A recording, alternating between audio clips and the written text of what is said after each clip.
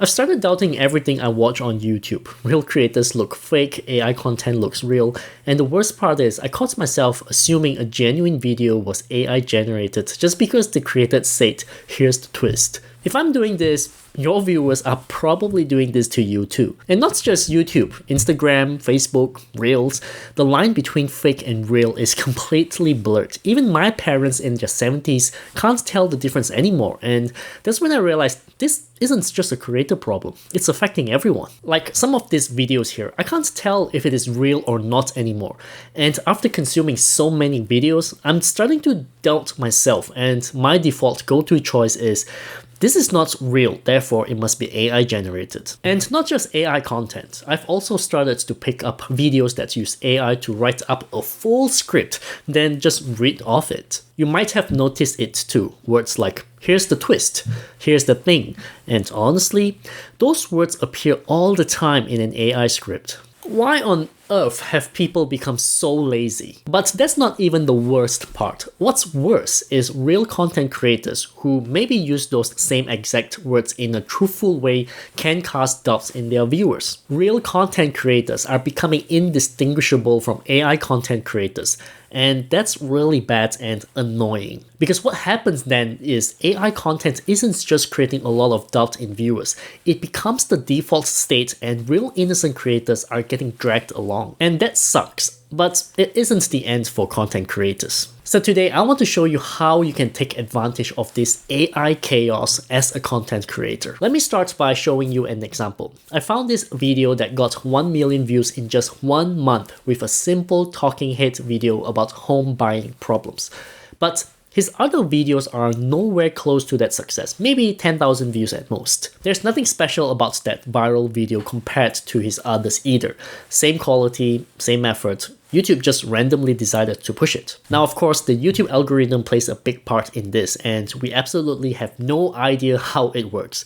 But what stood out to me is the simplicity. Simple talking head, minimal editing, no exaggeration. And the views he got prove there's a market for it. I think people are tired of AI content. It was fun at first because it was new and fresh, but all this AI talk, the fake content, it's wearing people down. We're experiencing AI fatigue. And that's actually good news for you because people want real content. Simple and minimal content is easy to produce, and right now it makes you stand out in a sea of AI spam. Alright, so that's the first one, AI fatigue, and how you can make full use of it.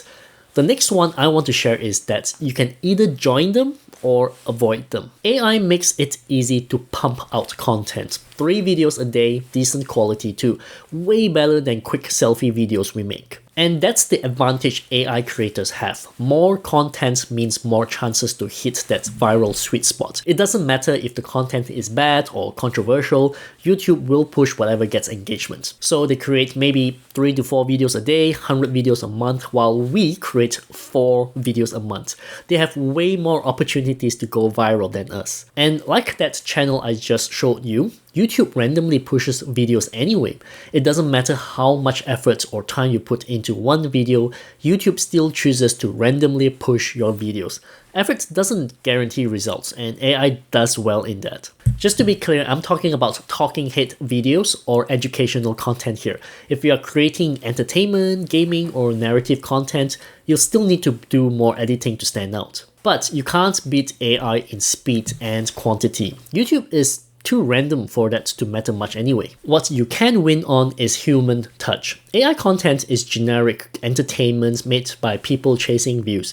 AI might be quick and all, but the content they create is always going to be for entertainment purposes. You need to go the opposite direction. Create content that is different from the generic AI content. That home buying channel I showed you stands out because you can tell it's real. You can easily tell he's talking about problems in homes and not something easily replicable by AI. Moreover, he's not some faceless AI creator chasing viral hits. He's a broker trying to get clients. His content solves real problems for real people. He's not focusing on views for his happiness. His real goal is to get clients. That's what separates AI content creators and real content creators. That's what separates you from AI spam. But one good thing about AI content is that it's making people more skeptical. Viewers are finally thinking twice before believing everything they see.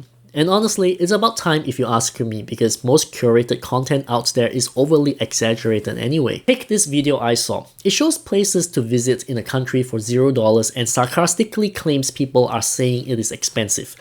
But it completely ignores flights, accommodation, transport, all the actual costs of traveling. When I first watched it, I thought it was trying to make viewers feel stupid for thinking travel is expensive.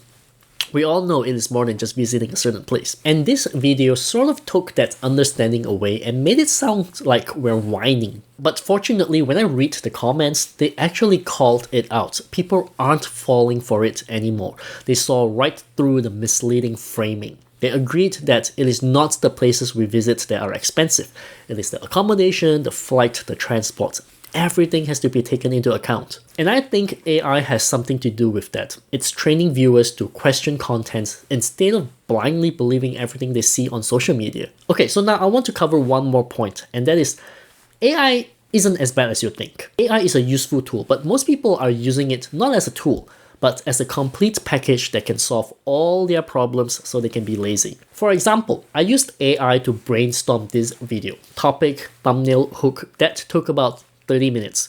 I got to bounce ideas around and see different angles I wouldn't have thought of alone. Comparatively, if I were to do this alone, sure, maybe I can come up with an idea in 10 minutes or so, but that idea can't be further refined, and it's mostly biased because when I brainstorm on my own, I get emotionally attached to the first idea and it is hard to see flaws. And most of the time, what we think is going to work on YouTube most likely won't anyway. I also use AI to tighten up my scripts. I would write up my script, then have AI read the script to give it a score, and most of the time it fixes up my repetitive sentences, tightening it a little bit more for more impact. My vocabulary is limited and my grammar isn't great, so I write long sentences that hurt retention, but AI can help clean that up and fix it for me. Again, AI is not a solution. It is a tool that you can use to speed up some processes. People love selling it as something that fixes all your problems, but that's not what it is, and that's why people are pissed. I do think there are way too many AI products out there, and it changes so fast. But if you're a content creator, you can take advantage of this chaos. YouTube keeps shifting from simple videos to exaggerated, loud videos, and now to AI faceless videos. I don't know what's coming next, but we need to keep an eye out on AI content, even if we hate it, just so we can stay on top of the game. YouTube is a business, and business is ever-changing, and if you don't adapt, you get left behind. It isn't a job where everything is predictable, so if you're not up for it, then YouTube is not going to be there for you. If you want to start somewhere, I suggest starting by shifting the reliance on YouTube to yourself, because the YouTube algorithm is simply not reliable, as you saw with that channel I shared in this video. Alright, that's all from me. Thanks for watching and catch you in the next one.